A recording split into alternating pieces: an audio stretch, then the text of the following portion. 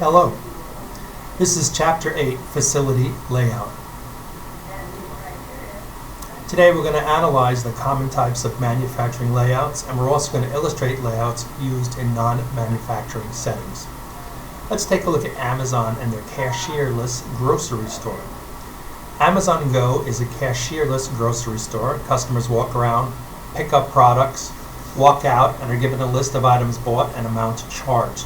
The technology utilized in this facility records the customer paths that are taken around the aisles. It scans and records customer activities, and it identifies things using circles and diamonds. Weights are sensed to learn the items purchased and stock available, and it also uses image recognition and AI to close the deal. It's not really known how successful these stores are, given the fact that Amazon has opened up some of these stores but has also closed them.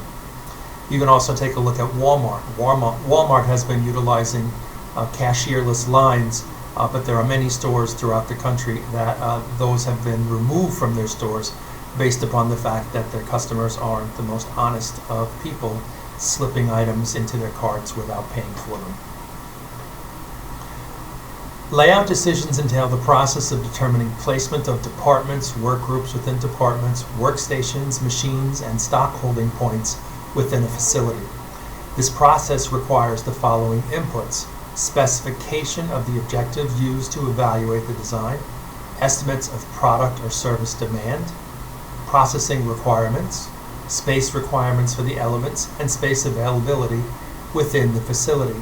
In an earlier chapter, I indicated that I had experience with facility layout as it related to workstations for employees, for cubicles, and for offices. I did an analysis of the interaction between the employees and the different departments, utilizing different colored pens for different colored departments, and then came up with a solution to locate those departments that had the most interaction closest to those other departments, minimizing the amount of time walked and thus making people more efficient. Instead of walking around a 50,000 square foot facility with maybe miles every single day, was reducing their trek and their walk, thus increasing productivity, because the amount of time that employees were walking around was significantly reduced due to co-location amongst other departments. Basic production layout formats include the work center, also called the job shop or functional layout. Similar equipment is grouped together. Assembly line, also called a flow shop layout. Work processes are arranged according to steps by which the product is made. There's also a manufacturing cell. Dissimilar machines are grouped to work on similar products. And then the project layout project remains at one location. In a work center layout, the given is the flow or number of moves to and from all departments, the cost of moving from one department to another, and the existing or planned physical layout of the plant. Determination is the best location for each department, where best means maximizing flow, which minimizes costs. Example 1 on a work center layout design. Goal is to arrange 8 work centers to minimize interdepartmental handling cost. Assume all work centers have the same space and fit in a building. All material is transported in standard crates by forklift. Transportation costs are $1 to move between adjacent work centers, an extra $1 for each work center in between. Steps.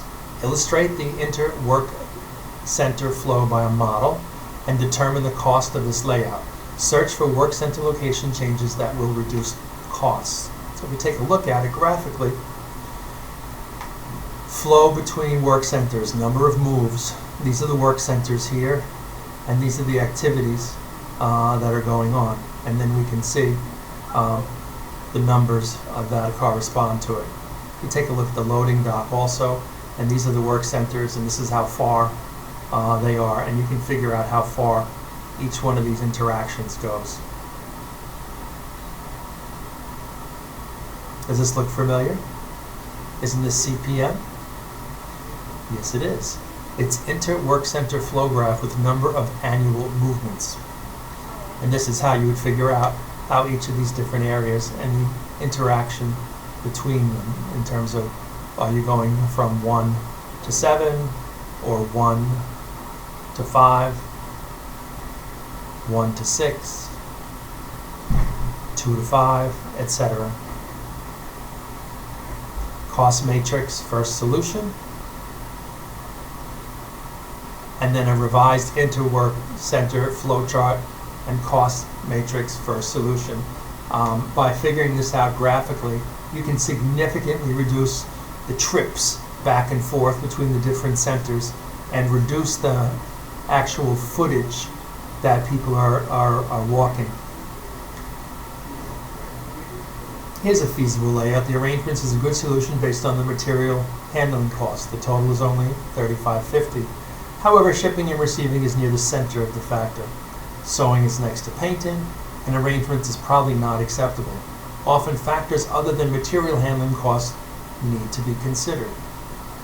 For instance, when I was doing the facility layout for employees, it didn't matter if there was interaction between one department and another. The owner of the company wanted certain people to be in close proximity to him, so he didn't have to walk that far. And generally, those are the individuals that had the highest sales. So even though it made sense to lay out a facility in a certain way, there are parameters that will prevent you from having optimal efficiency. For instance, in this case, the preferences of the CEO of the company. Systematic layout planning for a floor of a department store. And you can see, you go through this. The efficiency of a department store is determined by the amount of sales per square foot. So it's important that you put product that sells quick and sells fast on the sales floor so that you can get the most bang for your buck and have the most sales per square foot. Assembly lines are a little different. It's a progressive assembly linked by some material handling device. Some form of pacing is present, and the allowable processing time is equivalent for all workstations. Important difference among line types: material handling devices, line configuration.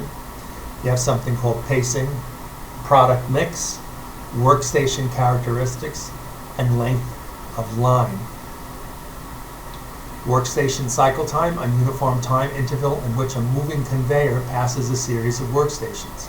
For instance, you may have to install a door on a car or a windshield on a car as the car is moving down the assembly line, and it is designed so that you can install whatever component part that you have within the time frames before the product actually leaves the workstation.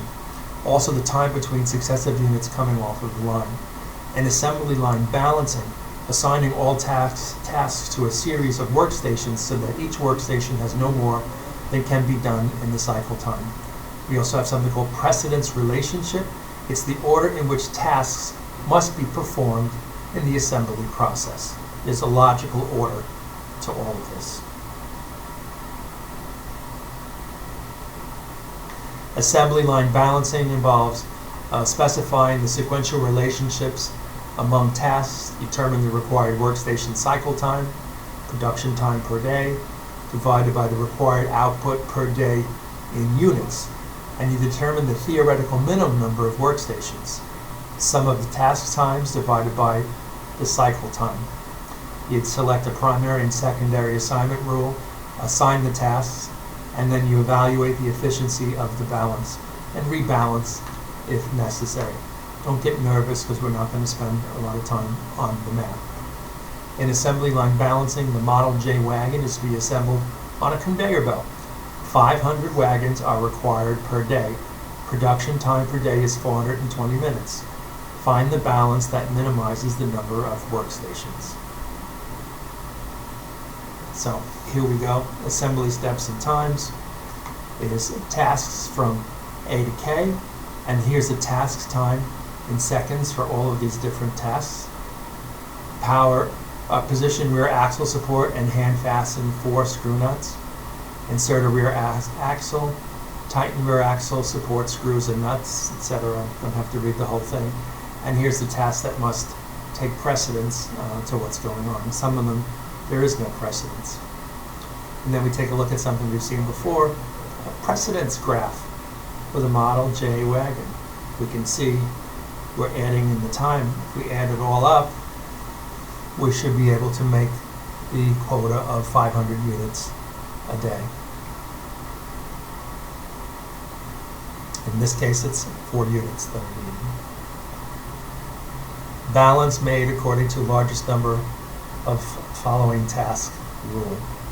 You can see graphic stations are laid out, the task times for each one of the tasks at the stations, remaining unassigned time, feasible remaining tasks, tasks with the longest operation time, and we put that into our CPM model and we figure out how long it's going to take and how many stations are needed. Here's an efficiency calculation. Don't get nervous, we're not going to be doing this, just be aware of what it is. Since 4 was the theoretical number, minimum number of workstations required, and this arrangement uses 5 workstations, there might be room for improvement there. Splitting tasks that are too long for the cycle time, yeah, you can do that. Split the task. Can we split the task into 2 different tasks? We'll see. Share the task. Can adjacent workstations do part of the work? Use parallel workstations. Use a more skilled worker. You can work overtime. Or can you redesign everything and see if it works? Flexible line layouts that we have here. Operators caged, no chance to trade elements of work between them. They've got a material flow, or this could be a conveyor belt in between them. Material flow here. People can help each other as it moves from. We've all seen these conveyor belts when people are picking out, let's say, defective items in the line, product that's broken or may not look proper. Then we have a different VAD here. Operators are bird caged. No chance to increase output with a 3rd operator. This is better here. Operators can help each other. It might increase output with a 3rd operator because you certainly have the room for it. Okay? And this obviously was the better material flow versus this because they were caged. Let's take a look at flexible line. Straight line, difficult to balance. Better. One of several advantages of U-line is better operator access. Here, 5 operators were reduced to 4, and they probably had more productivity than 5 over here because they were helping each other out. Mixed model line balances. Most factories produce a number of different products, and inventory can be reduced by building some of each product during every period. Mixed model line balances is one means of scheduling this varied production. It's used by JIT manufacturers just in time. Objective is to meet demand and avoid high inventories. Why are we trying to avoid high inventories? We'll try to answer that question in class. This approach often requires diligent efforts to reduce setup times and costs, and can significantly reduce overall inventory levels. Hint, hint. Mixed model line balancing.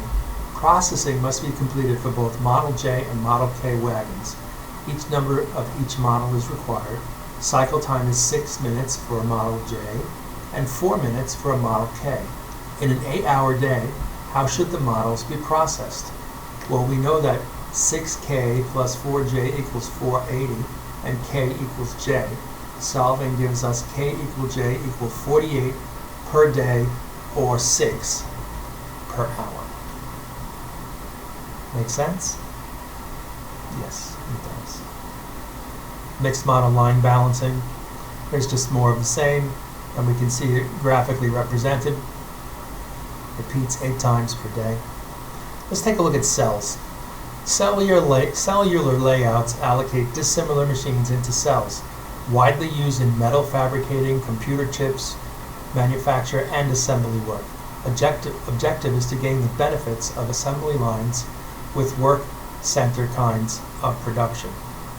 It makes for better human relations, improved operator expertise, less in-process inventory and material handling, and also it's a faster production setup. Develop a manufacturing cell, grouping parts into families that follow a common sequence of steps, identifying dominant flow patterns of parts families as a basis for location of processes, and also physically grouping machines and processes into cells.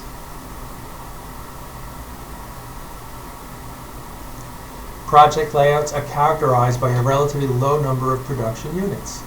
Visualize the product as a hub of a wheel with materials and equipment arranged concentrically around the production point. A high degree of task ordering is common. To the extent that this precedence determines production stages, a project layout might be developed by arranging materials according to their technological priority. In a retail service outlet, goal is to maximize net profit per square foot of floor space. Servicescapes, well, need to be ambient, background characteristics such as noise, spatial layout and functionality, planning the circulation path of customers, and grouping merchandise. I always get irritated if I go to a supermarket and I can't get down the aisles. Sometimes the aisles are so close together that you can't even have two carts pass, especially also if someone is looking on one side, they're blocking sometimes the other side. This also happens in department stores. Once again, they're trying to maximize the number of sales per square foot, so they want to put out as much merchandise as you can, but sometimes you can't even get through with all of the merchandise in there because it's just so tight and there isn't room to walk around. Here we have some alternative store layouts. Rectangular layout and then an angular one. Keep in mind also that many times grocery stores do not want you to get to the merchandise or the product that you want to get to quickly, because they want you to traverse the entire store so that you can be exposed to all of the colors and products and maybe even samples that they're giving out, so that you're distracted from your main concern of picking up your product and then seeing all the others, so that they hope that you'll be putting that in your basket and increasing sales. Because that's what it's all about, increasing sales. Market research and retail layout. People in supermarkets tend to follow a perimeter pattern in their shopping behavior. Sales merchandise placed at the end of an aisle in supermarkets almost always sells better. Non-selling departments should be placed either on upper floors or in dead areas, and locations nearest the store entrance and adjacent to front window displays are most valuable. Office layout. More open offices, lower dividing walls. Fewer walls fosters greater communication and teamwork, and size and orientation of desks indicates the importance of people behind them. Okay, in summary, the focus is on understanding the quantitative techniques used to design manufacturing layouts. Work assembly, a work center, assembly line, manufacturing cell, and project layouts. Work center layouts involve arranging functional work centers to optimize the flow between these areas. Assembly line design is centered on defining the work content of workstations spaced along the line. And in assembly line balancing, manufacturing cells are used for lower volume settings. Other types of layouts include those used in retail stores and offices. Thank you.